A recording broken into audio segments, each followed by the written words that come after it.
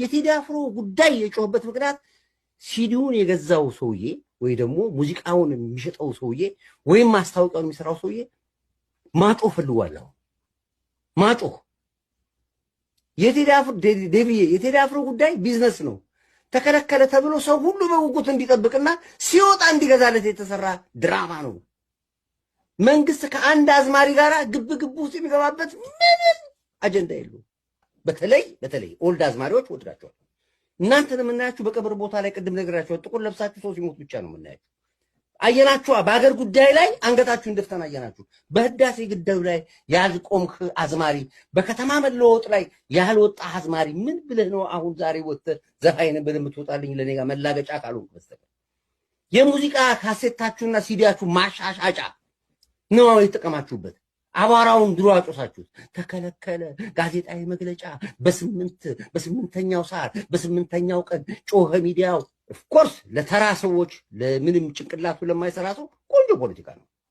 ቆንጆ ፖለቲካ ነው ያሰራችሁት። ትጫወቱበት። ይህንስ ስለ ቴዎድሮስ ካሳሁን ነው እየተወራ ያለው። እንግዲህ ቴዎድሮስ ካሳሁን በመጀመሪያ ደረጃ ስሙንም ለዚህ ህዝብ ማስተዋወቅ ፈልጋለሁ። ቴዎድሮስ ካሳሁን ገርማሞ ዱካሳ ይባላል።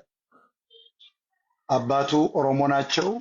እናቱ የጉራጌ ሰውና በእናቱ እናት ደግሞ ያደዋ ሰው ነው።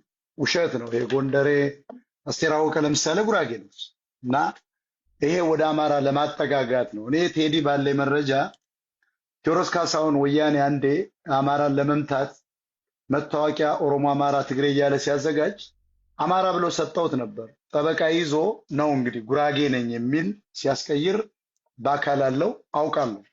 ስለዚህ ውሸት ነው የሚወራው። አሁን ይሄ ተራ ነገር ነው። ስለዚህ ንጉስ ሊሆን ቀርቶ የንጉስ ሊቀ መኳስ ሊሆን አይችልም እንላለን እኛ አማራ ብሔርተኞች። ቴዎድሮስ ነጋዴ ነው። ወቅት እየጠበቀ ሙቀት እየለካ ለገንዘብና ለዝና ጊዜ እየጠበቀ የሚመጣ ነው እንጂ ለህዝብ የሚቆም ሰው አይደለም።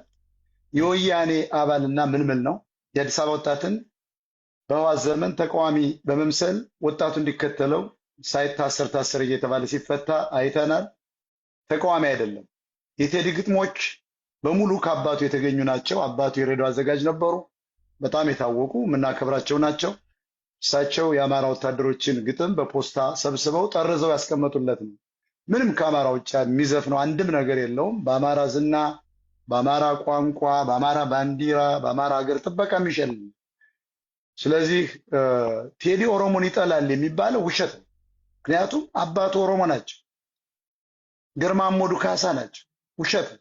ጉራጌ ምናምን እየተባለ የሚቀባጠረው እና ቴዲ ኢትዮጵያን ቢወድ ኖሮ ልጆቹን አሜሪካን አይወልድም ነበር።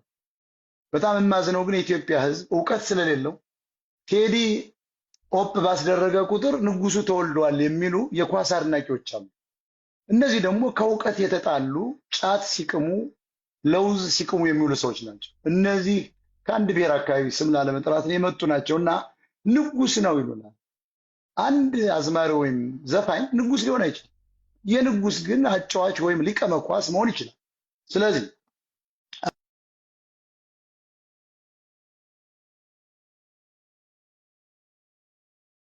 ደብረ ማርቆስ ህወሓትን በፌስቡክ ተቸ ተብሎ ነው። ደመቀ ዘውዱ ለወልቃይት ታገላለሁ እያለ ወርቁ አይተነው ነው እሱ ወይስ አብይ አህመድ በአውሮፕላን ከሚኒስትሮች ምክር ቤት ሂዶ ጎንደሬን ያታልል ነበር? አየህ፣ ቴዲ ወያኔን አባል ባይሆን ወያኔን ቢቃወም ኖሮ ይገደላል። ፋክቱ ይሄ ነው። ምክንያቱም ሳሙኤል አወቀ ህወሓትን በፌስቡክ ተቸ ተብሎ ነው። የኢትዮጵያ ወጣት ይሄን ያውቃል። ማንኛውም ብሔርን ሊክድ አይችልም። ደብረ ማርቆስ ላይ በፍልጥ ቀጥተው ነው የገደሉት። ስለዚህ የአዲስ አበባ ልጆችን የከተማ ልጆችን ለማስከተል ወያኔ ትግሬ ዲኤስቲቪ እና ቴዲን ነበር ያኔ እያጎሉ ህዝቡ እንዲምታታ ሰው ገደለ ብለው ያስራሉ። ከገደለ እኮ መታሰር አለበት። ወንጀለኛ ከሆነ 20 ዓመት 15 ዓመት ተቀርቶ ልናየው ይገባል። ውሸት ነው። የኢትዮጵያ ጠላት የሆነውን ኢሳያስ አፈወርቂን ከአብይ ጋር ቤቱ ቁርጥና ክትፎ ጋብዟል። ብዙ ሰዎች በቴዲ ቤት ሲያልፉ ነው በአጋጣሚ ነው ይላሉ። አንተ ነው ይሄ ይጠፋል ብዬ አላውቅም። ምክንያቱም ብዙ እዚህ ጋር ብዙ ታወያያለህ፣ ብዙ ታነባለህ እና ይሄ ለአንተም አይጠፋም። አንድ የሀገር መሪ እንደው ዝም ብሎ በቴዎድሮስ ካሳሁን ቤት ሲያልፍ አብይን የሚያክልና ኢሳያስን የተባለ የምስራቅ አፍሪካ ጋንጊስተር ቴዲ ቁርጥና ክትፎ ሲጋብዘው በሚስቱ በኩል ነበር። ሚስቱ የሻዕቢያ ሰላይ ስለነበረች ነው። እንደዚህ ያሉ ግለሰቦች የዋ ናቸው። ኢሳያስና አብይ የአገር መሪ ሆነው ሳለ